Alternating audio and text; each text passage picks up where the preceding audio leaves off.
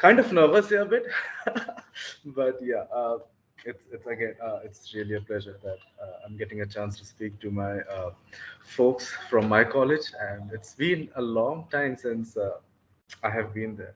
I wish to be there again sometime soon. Let's hope the after pandemic, hopefully, if it ends soon. So let's start, guys. So right now, I think just confirm me. We have folks from different streams here, right? Not just computer science. We have people from, I hope, mechanical, electronics, biotech, and other streams. Can someone confirm me that?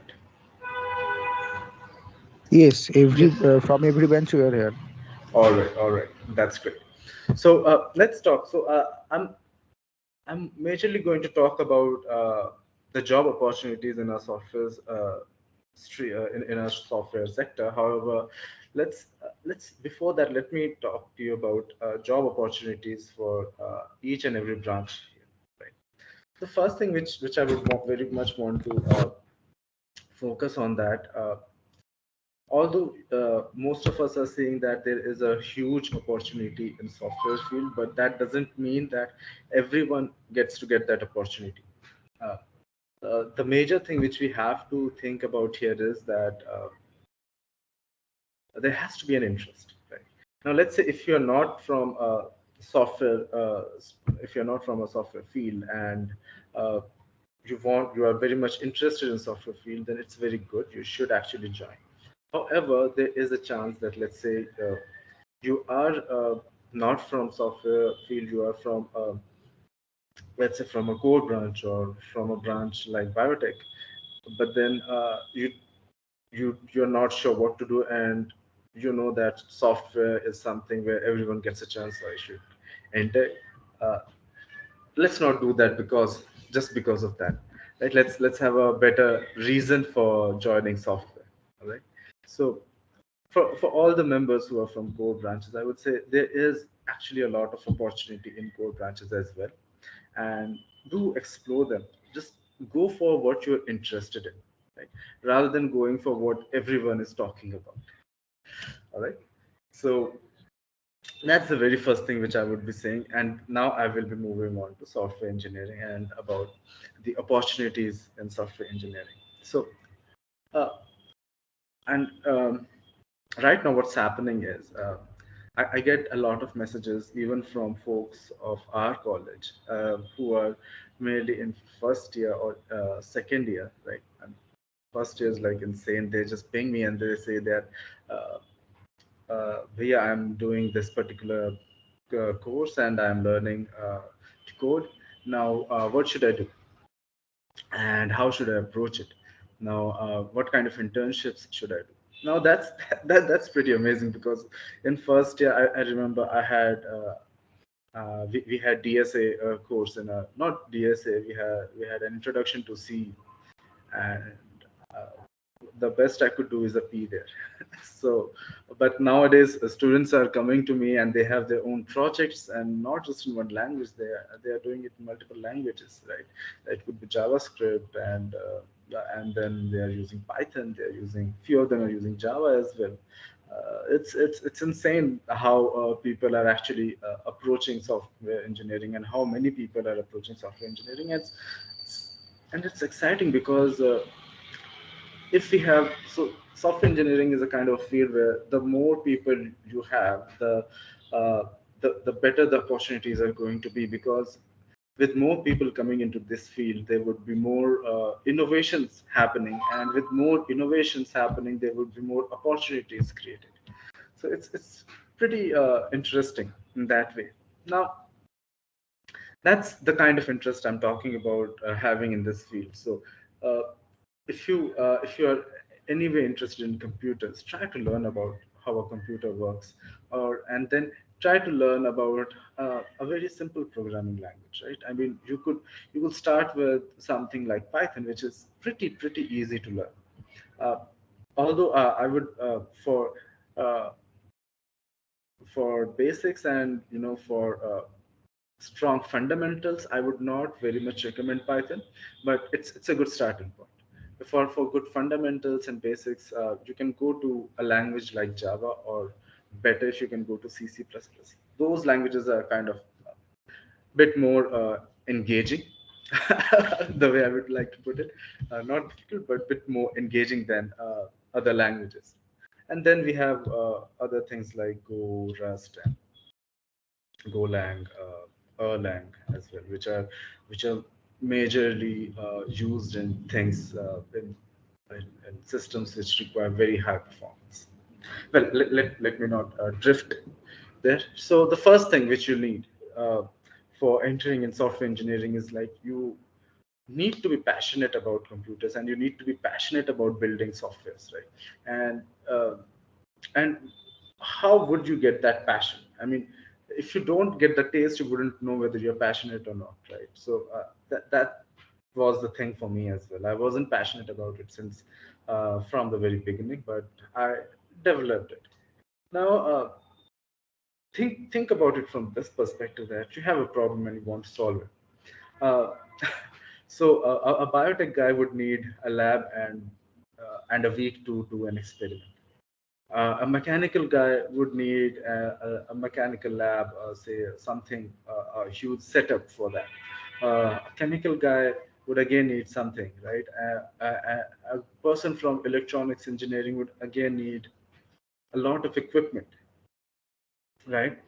However, the beauty of software engineering is that all you need is your computer. This is this thing in front of me is the entire lab I would need to get my job done, right? So that is one of the beauties of software engineering. So just try to, if you are even mildly interested, and if you want to explore, right, software engineering, just try to build a small application. All right, first try to learn a language, I would say, and then try to see if you can do something about it, right? And you can get results very easily if you work on JavaScript, or if you're interested in AI or ML, go for Python. But with JavaScript, you can just build an application or something very fast, and then you can see it on your screen. So the sooner you get results, the better you would be able to give feedback to yourself that whether you like it or not, whether you like the process or not, right? So yeah, have interest. Then now let's say once you have developed interest in software engineering, what is the next step to do? The next step is to build that interest and find solutions to the problem. Now, one of the major things is that although most of us are joining institutes for getting jobs, right? However, getting when you are actually in college and you're learning, let's let's not think about jobs at the very beginning. What we can think about is different problems which we have in and around us. Right? Let's just say, I mean, if the major problem which we had a couple of years back was that pandemic hit, and classes attendance, how would we do that? Now few of our students, what I mean, I don't know what happened and how we tackled it, but what could be the solution? We could have built a solution where students could do a live class, and actually all this, the entire solution could have been built almost free of cost. And even if not free of cost, we could have approached our professors about it, that how can we go about it? We have a solution and we want to build it. Now, how can we go about it? That is one of the solution, and it's kind of a big solution. Now, we can also think about small problems. Uh, what kind of small problems? Let's just say uh, in hostel, what we do is we borrow a lot of stuff, right? We borrow jeans, we borrow I mean clothes, we borrow stationery, we borrow food, we borrow utensils, right? And we borrow all kind of different stuff. If you know, you know. So we do all kind of stuff. So if we can maintain a ledger, an electronic ledger for the same thing, right? Wouldn't that be interesting? And we would be able to keep track of all that. That, hey dude, you took utensils from me that day. Can you send them back? Or, hey, I helped you with this particular thing that day, can you give it back to me? And you know, very small problem, and it's not even a problem, but then you are finding a solution by taking it digital. So try to build products, try to solve very small problems, and read. uh, Keep reading about what's happening in this fair. Like right now there is I mean a few years back we had a buzzword of AI and ML. Right now it's Web3 and blockchain, right, and whatnot. So don't have to go deep if you do not want to, but have an idea about what is happening in these areas, right? And exploring such things would help you with understanding whether you are actually interested and you would want to go inside it or not, right? And if you would want to build applications, right? Now let's move forward. One of the major things which we do not give much credit while in college is the connections with our professors. Now, we have to know that, I mean, all the professors which we have, they have a lot of knowledge, and they have a lot of insight, and they do have a lot of connections as well, right? I'm not asking you to study or something. Uh, I didn't do it. Most of us don't do it. But the point is, a mistake I did was I did not connect with my faculty. I did not connect with the professors which we had. Try to connect with them. I mean, you will get a lot of insight around about uh, your interests, and you will get a lot of insights about what you want to do, right? And I'm pretty sure, even if not all of them, then most of them would be very happy to talk to you about it, because people have from people from our department have gone to professors from our department and from other department to discuss their ideas, to discuss their future plans, and all other different kinds of stuff, and they were very welcoming in answering those questions and having those kind of conversations, I would say. So go ahead and talk to them and discuss stuff with them, right? It's kind of a daunting at the beginning, I can understand. I'm also very what's that term?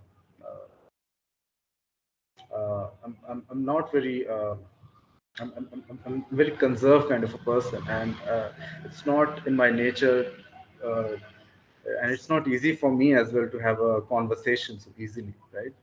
I'm trying to get over it, and you should try to get over it from now itself. You know, Try to have a conversation with your professors, and it would be really helpful for you to have conversation with a professor where, if you even if you are, say, want to go to a software engineering field. How? So specifically to software engineering, I mean, you can talk to professors in your field about problems they are facing, and if you can build a solution about it. Or if you want to go very specific to software engineering itself, then go to the professors in software engineering and talk to them and say that, look, I'm interested and I want to build some kind of project, and these are my interest areas. What do you think would be good for me, and what do I need to read about it?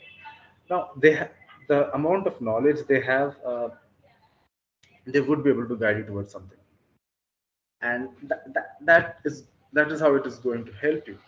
And I mean, to give you and I don't know whether I should say it or not, but then I mean, professors have a lot of links. When I say links, they have friends who are working in different institutes or companies or whatever it is, right? So if they find that you are actually doing something and you are actually progressing towards something, they can even help you with those stuff, where they can ask their friends that, look, this is the guy, I think he has a lot of potential. uh, do you want to give him a chance or something, right? So such things have also happened, and I have seen these things happening, right? Especially in biotechnology, I can talk about biotechnology. These things have happened where people with interest and people with who had ambitions and who were actually talented, they have received a lot of help from professors in a lot of different ways. Now, once this is the duration of your college time, right?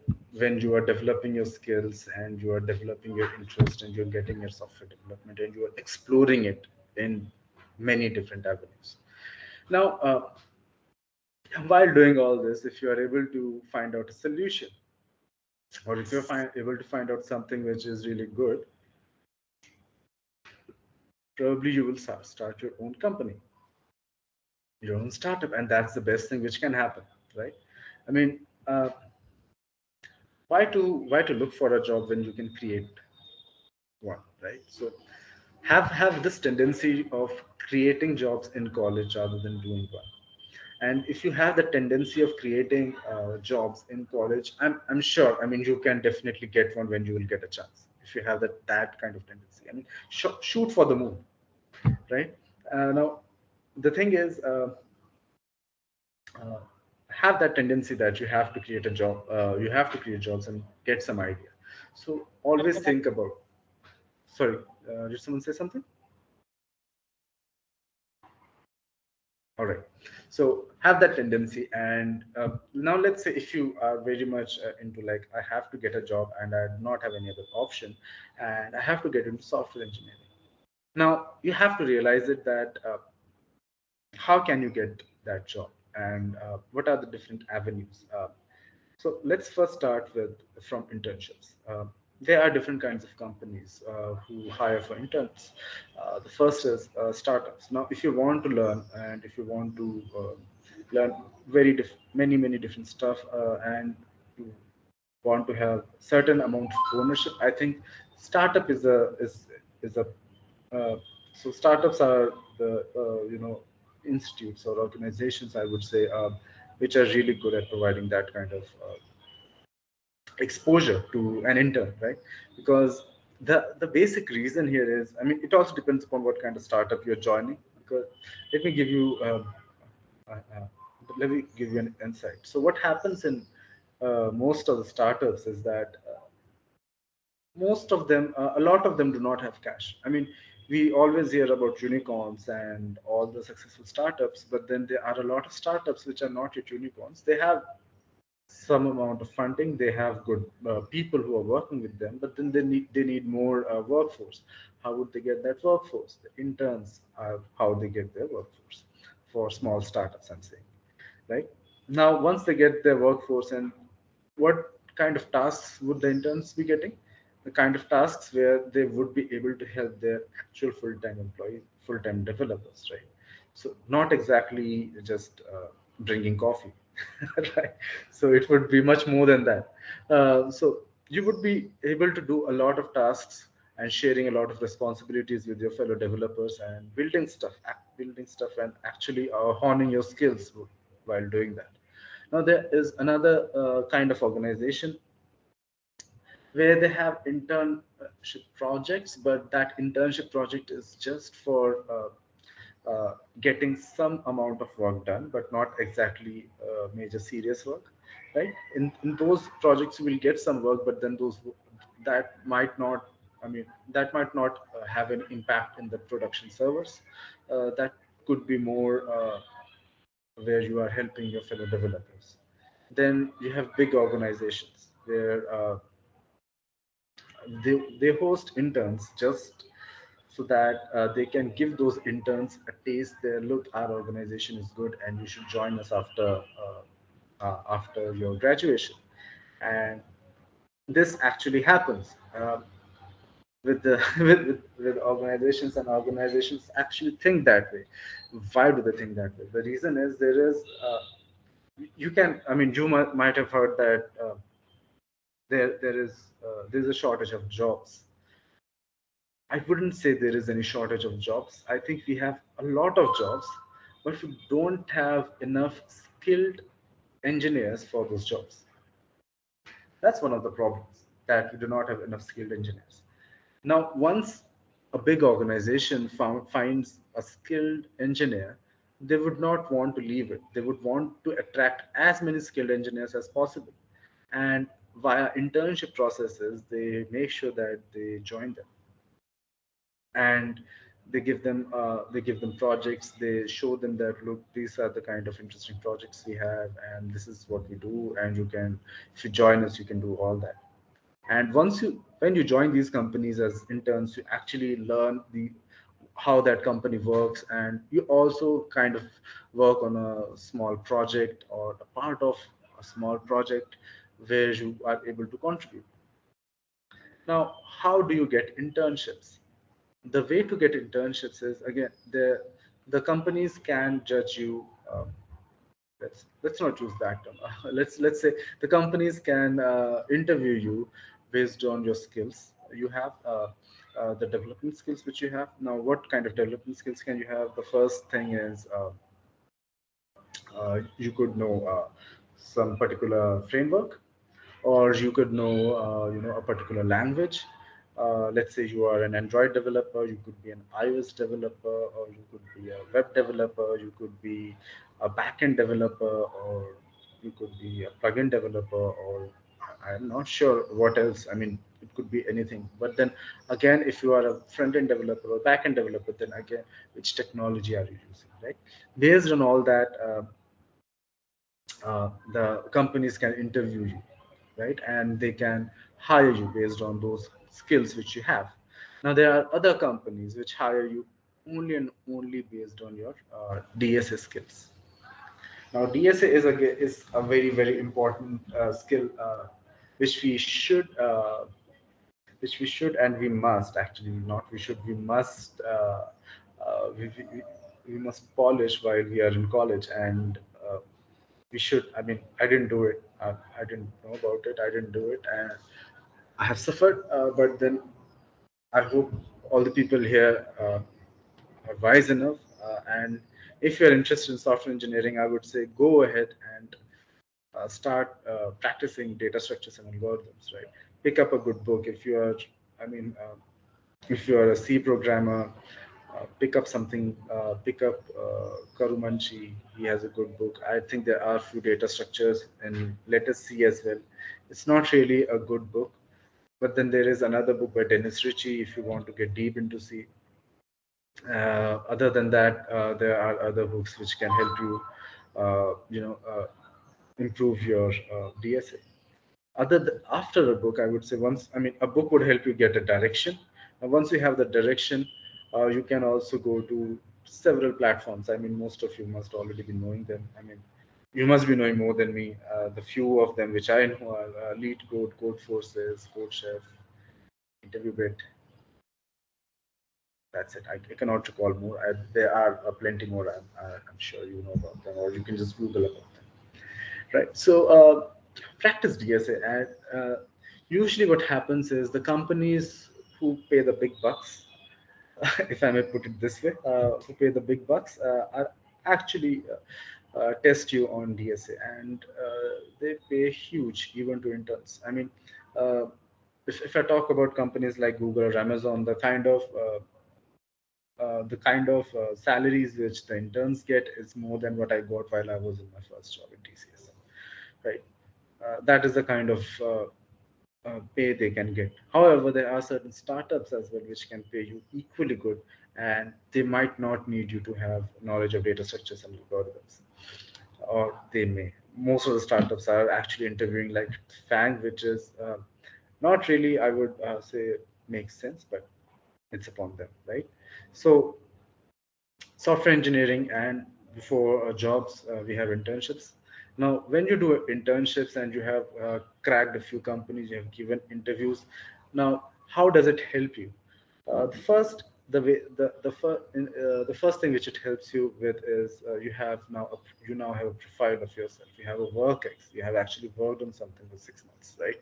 And you have worked on an actual project, so that adds to your work ex. And if a company is looking for people with some amount of work ex, right, they can actually consider you.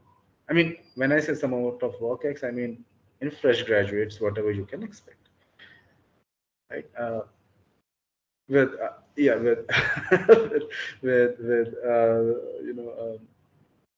with good expectations. I mean, I'm not talking about the ridiculous kind of expectations which few of the job listings have, but yeah. the ones which are good enough for a graduate level engineer, I'd say. So yeah, I mean, they would check for that if you have any such experience or not. And let's say if you have cracked internships in huge startups or other organizations, then it adds to your, it adds value to your resume. The next thing is, once you try for internships, you would be giving a lot of interviews. Now, when you would be giving those interviews, you would be getting a lot of exposure about what exactly are they asking in those interviews, and you will get a lot of idea about what they can ask you when you would be joining after graduation. And believe me, it doesn't.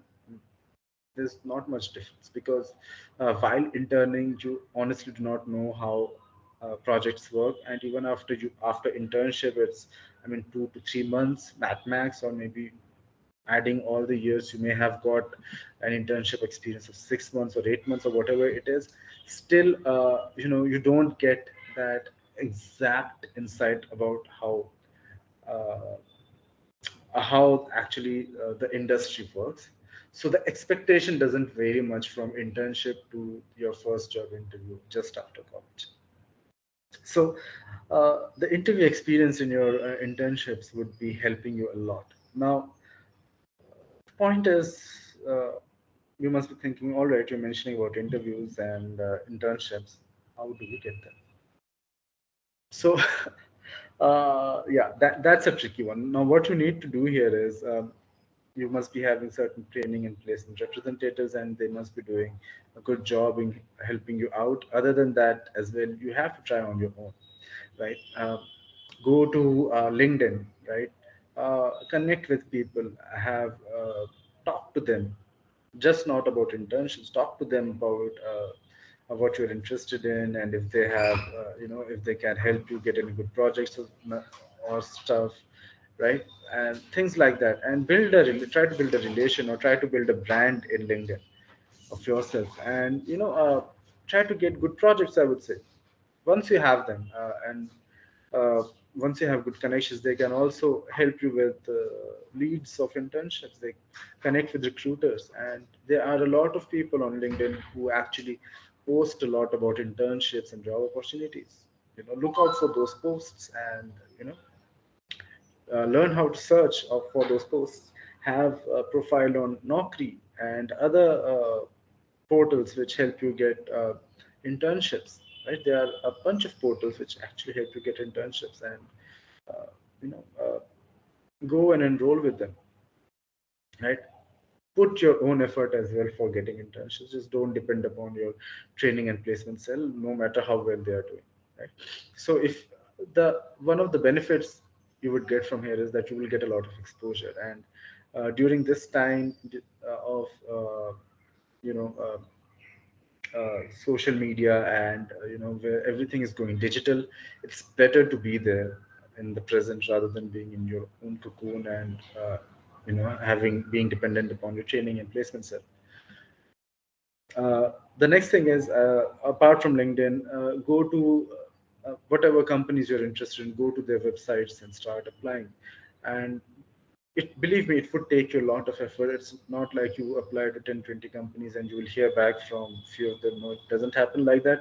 You have to apply to hundreds of companies, and then you may get a few interview calls, and you may get selected, right? So it's the norm, and that's how it goes, because there are so many applications that, and so much competition, that you'll have to do that. There's no other way.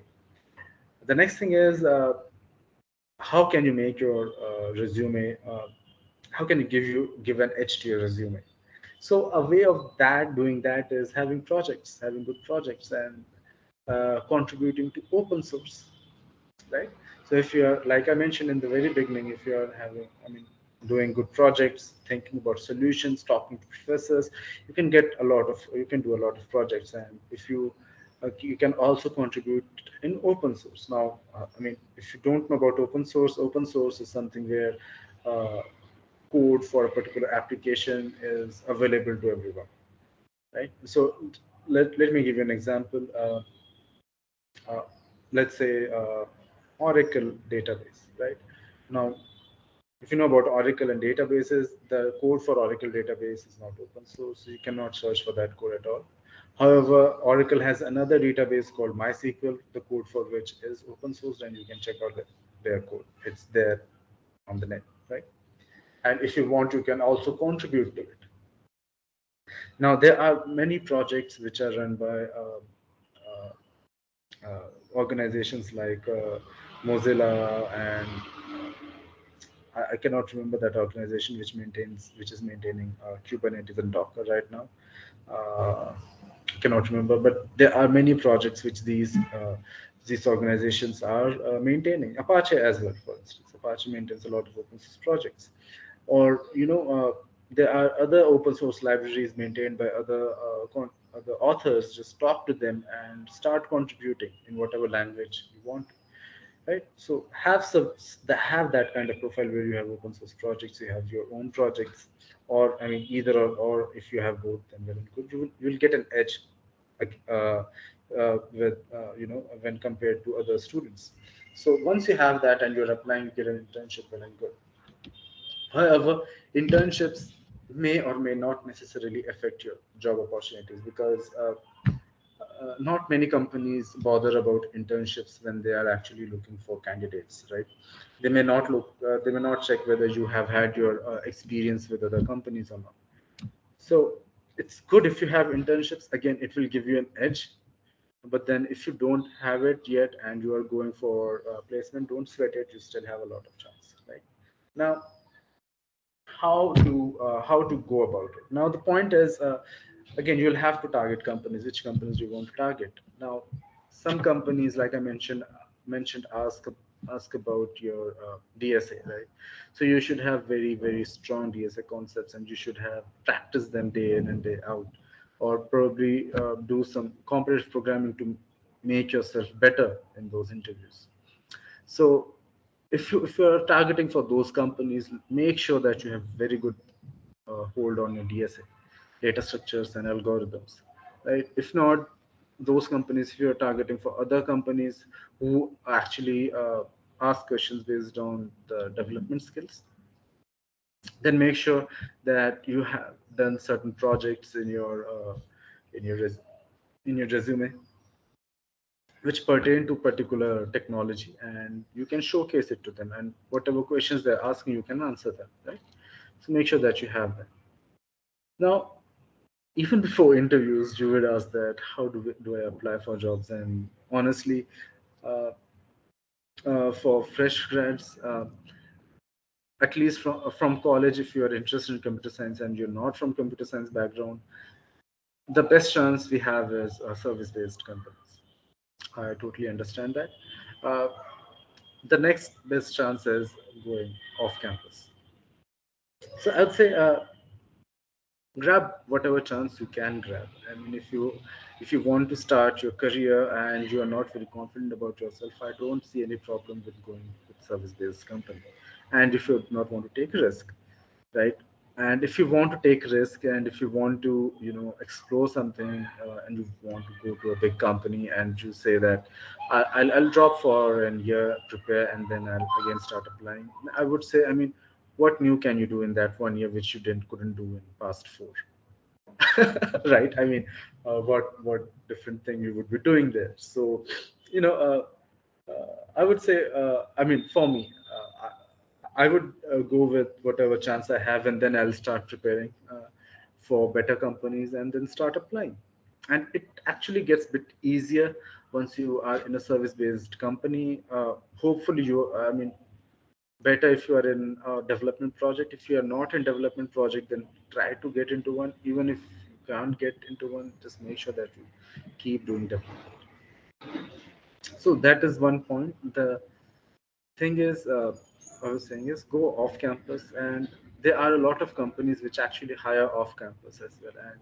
And most of the product based companies do an off campus thing, where they actually uh, ask people from different colleges to attend their online assessment, and after you clear their online assessment, they actually bring ask you to come for interviews. And once you get into interview, just blow them out of the water, right? That's your chance. And you know keep preparing for it. Now what kind of questions would they be asking? They would certainly not be asking you very deep questions, but you should absolutely know your basics, and you should absolutely know how to code in that particular language, because they would definitely ask you to write code, and you should be able to write code without an IDE or on a pen and paper. And if you are given an ID, then well and good. If not, then you should be able to solve a question on pen and paper or on any other editor, right? So make sure that you are that well versed with technology, or with even with DSA. Right? DSA, obviously, such interviews actually happen on pen and paper, and the editor they provide you, they do not have any intelligence. Right? Don't expect to have visual code present there. Just practice it in that way. Right? However, like, let's say if you are uh, if you're a JavaScript developer, front end developer, that thing may not happen with you per se, but then make sure that if you're writing core JavaScript functionality, then you should be able to write it without the help of an editor. All right. So, uh, you know, uh, try to make that habit. Now, another thing is that now few of the companies, what they're doing is they're also asking about system design. Now, how would you go about system design? Now, the way to go about system design is to actually build applications on your own first. So once you build an application, you know how want you would want to code the front end, how you would want to code the back end, and how would the database look like, right? And based on that, you can actually create a design of an application for system or an application. So I mean, and these are usually low level designs. They wouldn't ask you scale it up, I mean, have knowledge about distributed computing and all that. uh, but if you can show it, that's well and good, but the expectation is not there from graduates, right? So thing is, if once you know that how you build an application and you have built a few yourself, you would know that if given a chance, if given such kind of question about building an application, you would know that how would your entities would look like, how would your database would look like, and how would your UI be interacting with your backend, and your backend will be interacting with your database, and what can be the pain points which you can experience there, right? And then you can start optimizations on that small project of yours, and try to do some load test, some stress test, and see what kind of tools are used. If you don't know of any, try to build your own, just reading about what kind of tests, uh, how to do a load test or a performance test, right? Why not? And add it to your resume that I did this and I did stress test, build my own tool for it. It's good, right? So try to do that, and while you are doing it, and while you will be facing errors, you would learn a lot in that process, and while doing that, you will learn a lot about different technologies which are used for solving those kind of problems. Once you start getting into it, uh, you know watch a few YouTube videos from people who have actually tried to design something in their own organization, and they have failed, and how they recovered from it. There are a lot of tech talks about it, and people actually discuss a lot about these things, right? And watch those videos, and whatever terms they are using, just try to search for them. Most of it is not going to make much sense to you in the beginning, but yeah, uh, listen to him, note down whatever terms they're using, and try to search for them. You would find a lot of material about it. So that's how you have to approach the system design interviews, right? So once you do that, I mean, I don't think if I mean, if you have good projects, or you are doing DSA, or you are doing both, and you have knowledge of system design, I can't think why, if given a chance of for an interview, you would not, you know, you would not blow the interviewer out of the blow out of water. So, I mean, it's evident. I would say it would happen, right? But yeah, that needs a lot of effort, and I think we do have a lot of time in our hands, considering this pandemic situation, so we can use it use it well in our advantage, and say that is how we should look for the opportunities towards software engineering. So I would I have been speaking for a long time, and if if you anyone would want to ask some questions, I'm open for it.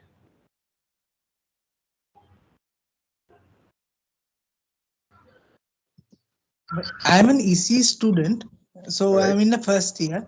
Uh-huh. So I have some just basic preliminary knowledge about Java and Python, nothing else. So as you said that you have to build a good coding profile for internships, you have to face interviews. So what would you suggest? What course of action, as not just me as an EC student, to everyone, which course of action should we take mostly? You have said that mostly, but can we just specify like in this way if we can go, no, that won't guarantee that success, but Mhm. okay, in this way going would work actually in So I this mean, content. so when you say preliminary knowledge, so that could mean a lot of things. But let me assume that you know a very little about Java and not much, right? Uh, so I would say if it's just a preliminary knowledge, I would say pick up a book and read Okay. that. So let's say for Java there is Head First Java, right? Hmm. It's a very beginner friendly book. Just go through it and see if there is anything that book can offer you extra, right? I mean, which you do not know. Now once and try to finish that book in a week or so, right? Don't waste much time. Read it like any other storybook, right? Because I mean, while you read that book, just know about it that you just need to know that something is present in a programming language. You just need to remember it, because you can Google it, and while you will be practicing it, it will automatically come to you. You don't need to remember everything in it, Okay. everything, right? So you would know that some concept is there.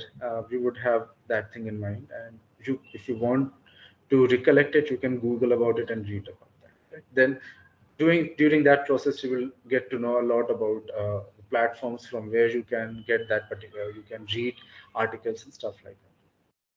Now let's say you have from a preliminary knowledge, let's say you have something better than preliminary knowledge about your language which you will Exactly. be using, right? Now let's say if you're talking about Java. Now let's say you would want to build an application in Java. Now what kind of application would you want to build? There are a lot of options. You would want to build a REST API, let's say, right? Or maybe if not REST API, you can just build a desktop application using Java FX, for that matter, right? What kind of application would I be using? Let's just say you don't take notes. I would assume no one takes notes. I mean, I'm not targeting exactly you. Uh, so let's say you don't take notes, right? While during the class, and you take pictures from your friend and you save it on your laptop. Now, why not just create an application which will just show you beautiful images in front of your semesters and subjects, and when you open them, you get to see all that thing. Just a basic abstraction above your actual file system, and you create another file system using Java. Right. The next thing is, if you want to build a REST API, you understand what a REST API is, then you understand what Spring Boot is, and you kind of build an application, interact with database, and you know, build an application, and you would not be able to. You would be facing a lot of problems while doing that. Believe me, and you would be failing a lot. And what would happen is there would be a lot of errors, and that's good. You should face a lot of errors, and while facing those errors, you would be trying to find solutions to them, and you would be stumbling upon a lot of other material as well. But at the end of the day, you would be able to build something, right? Doesn't matter how horrible it is, right? It would be horrible at the Exactly. first, but then slowly and gradually, you would keep on improving it, and at some point of time, it would be good, right? So, uh, one of the major things I would say is, be ready to fail while you're doing it, right? There would be points you would pulling out your hair and saying, why isn't it working? I'm just going to quit. And the thing is to not quit at that time. right? Just keep going, and you would definitely reach that point where you would know that this is the part of software development where you get frustrated, you fail, but then you succeed at the end. You do find a solution to every problem, believe me. Obviously, that at least everyone has to find their own solution. Like ये कोई बोल नहीं दे सकते. You have to Right. work out your own solution and learn from that. Uh, Exactly. One thing to ask, since we are in a college, we will be able asked to do college projects. So if we integrate our main subject with the software development, can we add it to our CV that will show up in various companies? हाँ, बिल्कुल. I mean, sure. So that's the kind of thing I would. I mean, for me personally, I would look into a student like Yeah, we if are from biotechnology and we went to a totally different part, so that was pretty. well, my story is completely different, dude. Don't take any inspiration from me. Why All not right, my, presently establishment, but we should like one who is in some other branch should, if he or she really feels some interest about computers, because yeah, JE is done on the basis of physics, chemistry, mathematics, and not. Yeah, he or she must be good in mathematics, but maybe he or she is not good in physics, chemistry. So he or she has got some lower branch, but he or she can work out on a computer. yeah. I That mean, is, and we are one of the proof yeah, that one can establish even in being definitely, in biotech. definitely. Uh, so let's say if I mean if you have a different branch and you want to pursue computer science, you can think of a project which is actually related to your branch, but then it leverages computers. And I would say that's how engineering works, right? Uh, there is a problem and we find a solution, and uh, whether we use the knowledge we get from our studies from mechanical engineering, chemical engineering, or computer science and engineering, it's just these are just tools which we can use. That's it. I mean, and if you can use computers for solving your problems, that's well and good, but then there could be other solutions as well. You're using computer science, good. Can we apply for internships from LinkedIn?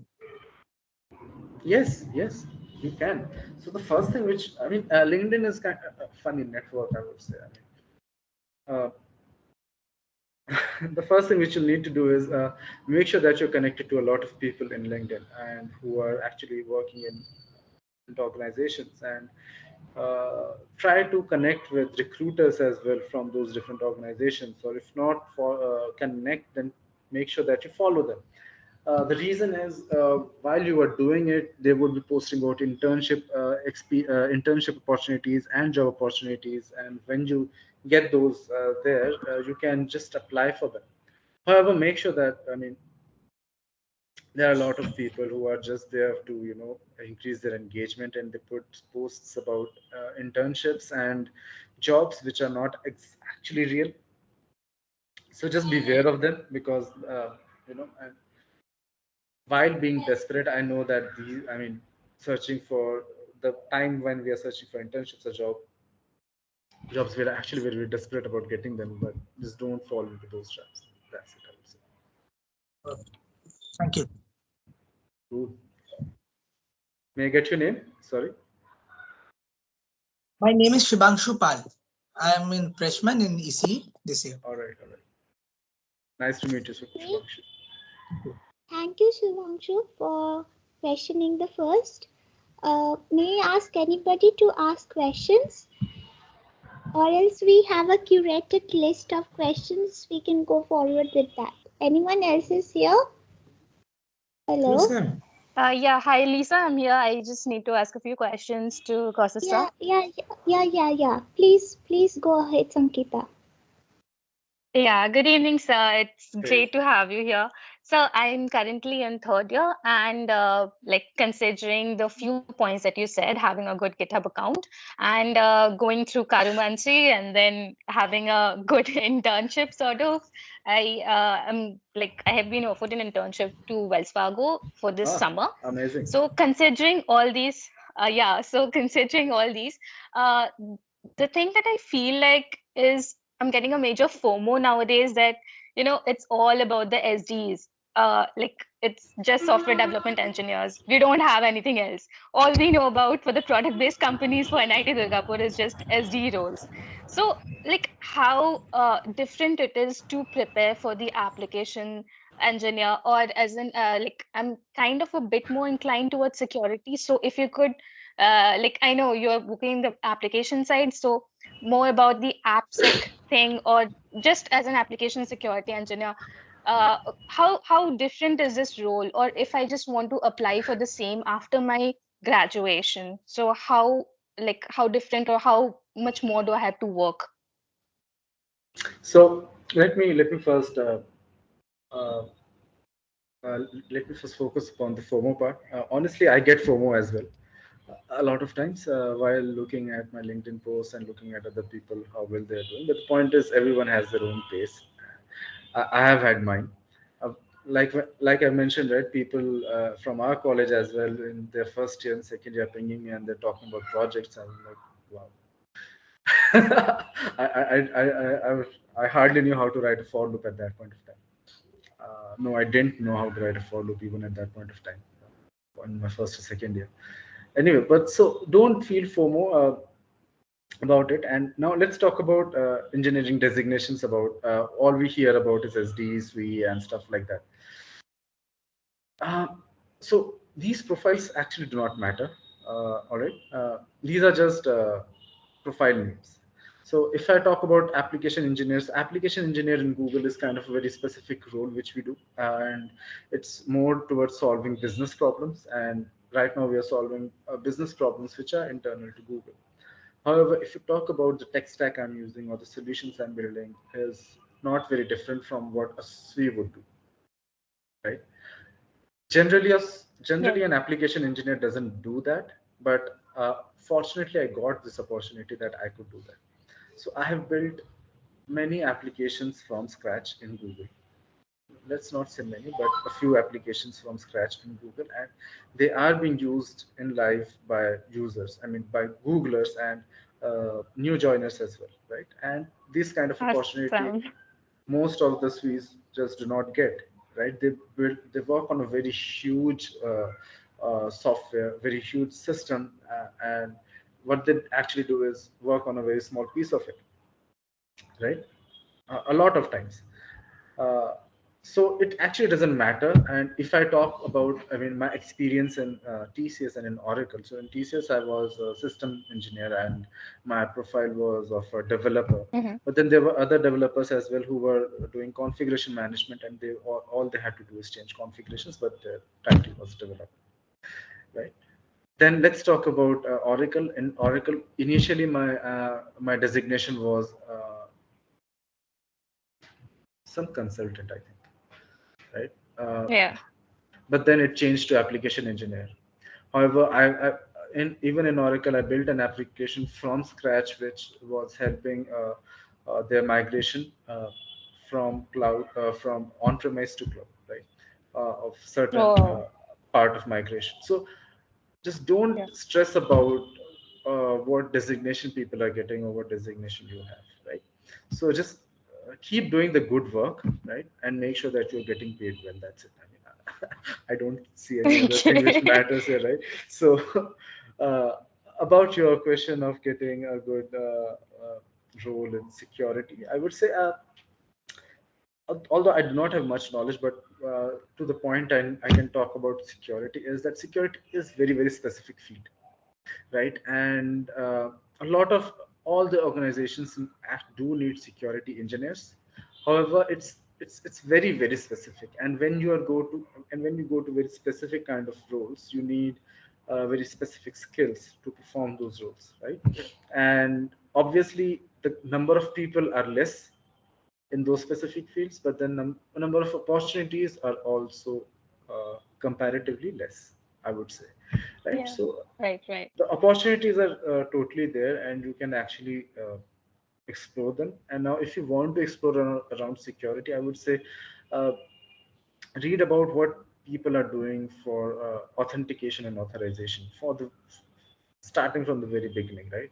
Then then start learning around how OAuth works, how other authentication systems like I mean now it's OAuth 2, how what was the difference with OAuth and auth, how SAML system works, how certificate authorization works, what is the difference between HTTP and HTTPS, the Yeah, simple yeah. stuff. Start with that, The right? basic ones, The basic basic ones, ones. right? Exactly. Then you can go to network security, right? I think you want to go Mm-hmm. towards network security. Then Yeah, learn yeah, about yeah. what are the different mechanisms we can use to do network security. The basic ones like the OSI models, then how to secure them, and then Right. the yeah, SSH, how TLS and people do stuff. SSH, and what are the different patterns people use, what is Bastion, so what are Bastion Yeah, servers. If I mean, I guess you have read about all these things, right? And yeah, yeah, I yeah, don't yeah. know any Absolutely. other stuff other AWS than Bastion what. servers and stuff. So I don't know any more stuff about security I can use here, but yeah, you get Yeah, the idea, right? So try to get the basic yeah, knowledge around it and try to see how these things work, and maybe try to do certain projects on your own on your local system if you can do a simple mock-up of it, right? And yeah, if you want to go even deep, you might want to go into cryptography and stuff like that. I'm not sure if you're interested or not, but you can go towards that line as well. So it's yeah. again, it's very specific thing, and I think Exactly. rather than B.Tech, you will have even better opportunities and a even better view if you have masters in it, in case you are at all interested. Right, Or right, another way to right, right. approach it Of is course. you can go to a normal SD role and then make your way towards a security.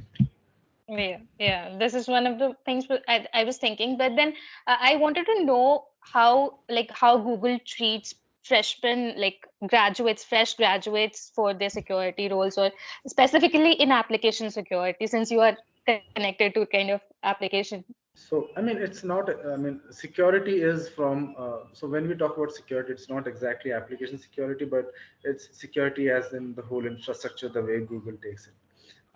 Even Yeah. in any big organization, when you go, it's more about what kind of, how you would be implementing security. And a lot of times Mm, it's not exactly the kind of security things which we are talking about. It's more yeah. on it's not that granular, it's more on an abstract level, and people are creating more and more packages and more libraries and creating more layers upon top of these, right? So it would totally depend upon what kind of organization you're going to, right?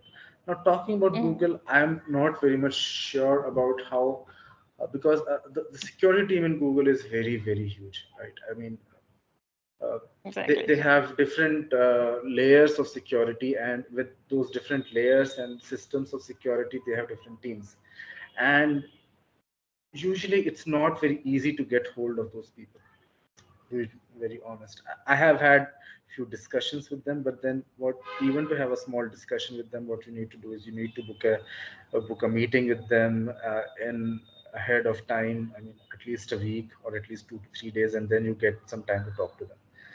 The I one of the get that. major reasons is that they kind of have to be in a silo so that they don't tell about what kind of security features they're implementing, uh, Mhm.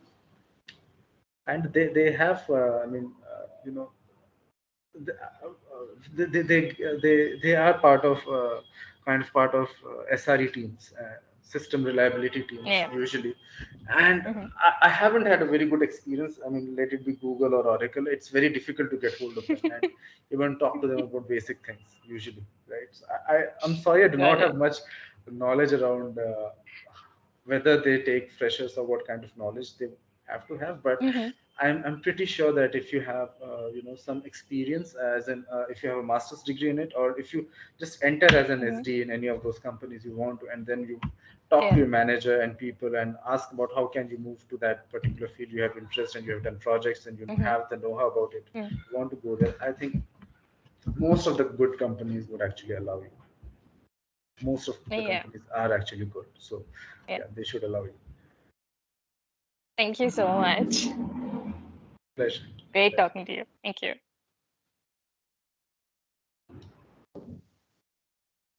Thank you, Sanketa, for this beautiful question section. So now we have a question. This is from Sneha Chattopadhyay. She's from third year, from the branch of mechanical engineering. All right. She's asking you, what is some good resources for system design? What are some good resources for system design? All right. So, uh, uh, if you would have been a working professional, my answer would have been a bit different. But here, what I would want to say is, like I mentioned, just first build an application of your own. Uh, you would you would get a good knowledge about database and how you should design your APIs, right?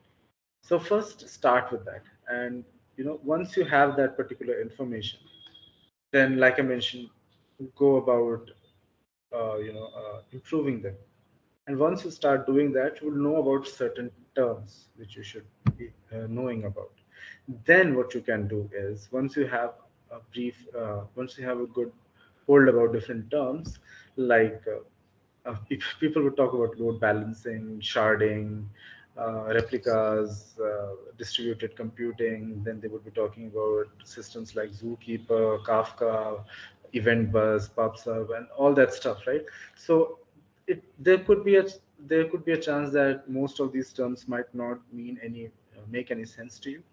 So what you can do is go to YouTube and watch videos of not exactly videos. I would say watch tech talks by people AWS folks do a lot of tech talks about their systems. Folks from GCP do a lot of tech talks. Then there are tech talks from other engineers in Google about different technologies. Even uh, they have huge tech talks about JavaScript. I mean, not system design exactly, but yeah. Then there are talks from engineers from Facebook, that what kind of problems they were facing. There are tech talks from engineers from, I think, Instagram and Reddit, and these different platforms where they have discussed about uh, how their system looks like and what kinds of problems they faced and how they tried to solve them. So I would say read start listening to them and start reading about them. I think you would get a good grasp of how you should design your systems. And believe me, no one would ask you such high level questions. They would mostly be concentrated about low level design, and even if they go towards high level design, they would not expect you to be well versed with all these technologies. Just make sure that whatever terms you're using, you know about them. If you're talking about RDBMS and NoSQL, you should know the difference between RDBMS and NoSQL. You should know what works better in which case, right? If you're talking about Elasticsearch, if you're talking about Kafka, if you're talking about any other event bus, if you're talking about uh, any CDN or load balancing techniques, I mean, you can talk about these things, but then just make sure you know about it before talking about it, right? Just don't put a fancy technology just because it would sound good. The interviewer would know that whether you know anything about it or not, and they would just go deep into it and grill you upon that unnecessarily. So just don't use such terms, and just focus on the basics, I would say. I think I'm not sure if it's the case now. I think IT and CSE has been merged, and I think uh, learn a bit about networking, and there are certain topics in IT and CS which can help you towards gaining certain knowledge around system design as well. Well, basically high level design. I hope that to a certain extent answers your question. Thank you. Yes, Yes, sir. sir. Thanks a lot. Sir, Yeah, I am Vishal Sharma. Uh-huh. yeah, Vishal, I am please. Vishal Sharma, CSC second year students. Uh-huh. Sir, I am learning develop. I am a beginner in development and machine learning and deep learning. So Acha. for getting a job in software company like Google and Microsoft, on which Uh, I should focus more, development area or machine learning and deep learning area. DSA. Neither. Sir, You should focus more on DSA. That is I mean in these two, development Uh, or I mean, if you want to machine get learning into development. Google or Microsoft, they would not hire you as a machine learning engineer just out of college graduation, most probably, right? As far as I know, they may.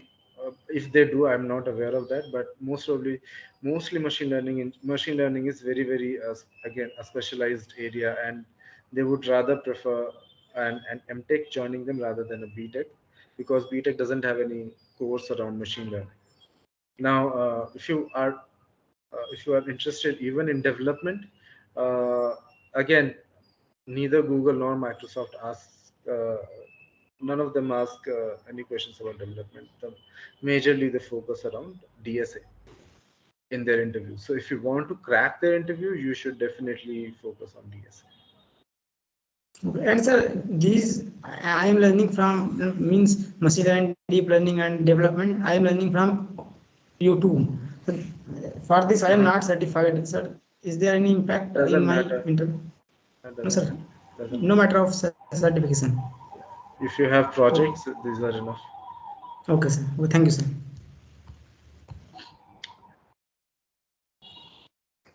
Hello. Yeah. Now, sir, I have a question. It's from Shreya Sarkar. She is in All right. first year. Uh-huh. So, first year, okay.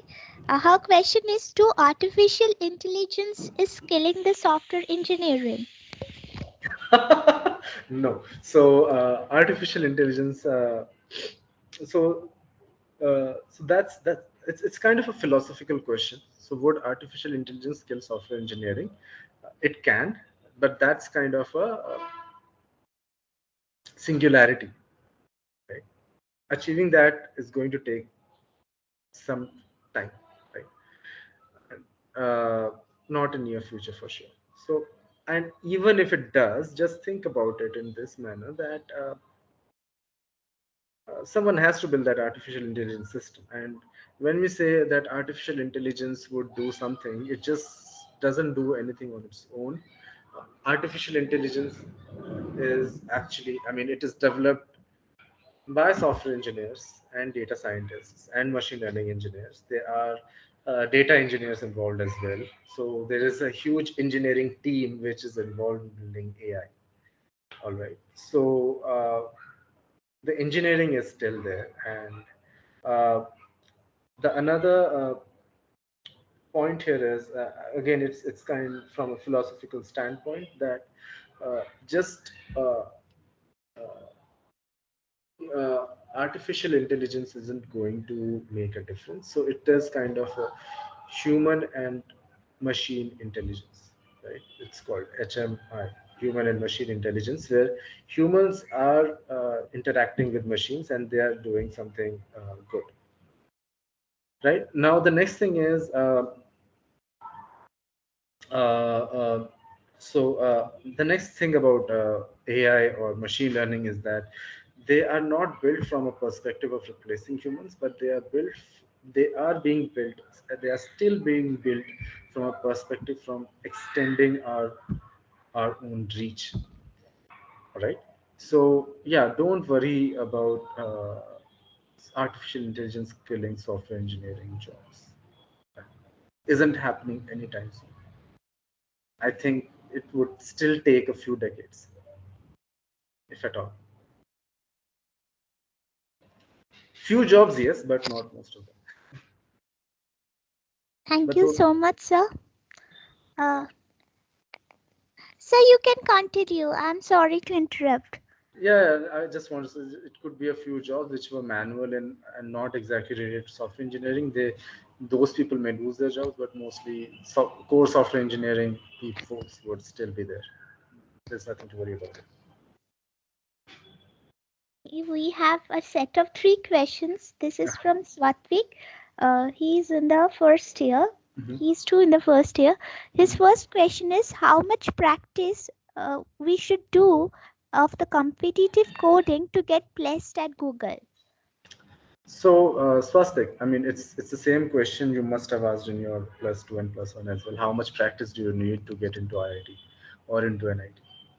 there's no definite answer to it, right? So again, there's no definite answer to how much practice do you need to get into Google or Amazon or any other company like that. You just have to keep practicing, and you have to make sure that you're good enough, and you have built that thought process of solving questions. And if you have done that, I think you should be good enough. And try giving certain mock interviews or interviews in other companies and see how good you are. Participate in competitions on different platforms and see how good you are performing there. These are some metrics you could use to judge whether you're doing good or not. Right? But then there is nothing like if you practice DSA for 10 hours if, for a period of 3 months, you would be able to crack Google. There's nothing like that. No one can guarantee that. And if someone is doing it, they are just lying. Okay, his next question is resources you follow to get placed at Google. The resources I followed to get. So the first thing is I wasn't preparing for Google. Honestly, I was just trying to switch, and I happened to get a call from a recruiter from Google. I didn't respond to them for a few weeks because I wasn't confident enough that I would be able to crack it. I don't know how did I crack it, but then the resources I followed were, I mean, I followed, I picked up a book, and then I followed the coding platforms, right? Lead Code, Interview Bit, Geeks for Geeks. Uh, just I would say pick one platform and try to complete it. Right? You might not. I mean, uh, when I say try to complete it, for Lead Code, you may not be able to complete 1,000 questions in a definite period of time. What you can do is you can go by you can refer to the book which you are reading, and from that book just take a set of easy, medium, and hard questions and try to solve them. You can go to Geeks for Geeks, and in Geeks for Geeks you can follow the same technique. I'm not sure about Code Forces or Code Chef. People say that they are good. I haven't tried them, maybe once or twice. Then there is Hacker Earth. You can try that as well. Interview Bit is again another platform which you can use. Uh, I have tried Interview Bit. I've done quite a few questions on Interview Bit, quite a few questions on Lead Code, and quite a few questions on Geeks for Geeks. I have tried Hacker Earth as well. And I haven't tried Code Chef or the other thing which I mentioned. I forgot about it. There's so many platforms, I just keep forgetting about it. So I would say just pick one platform and keep practicing. There's no end to it. Just don't. I mean, doesn't something which worked for me doesn't mean that it would work for you as well. Yeah. So his third question is, how is the work culture in Google?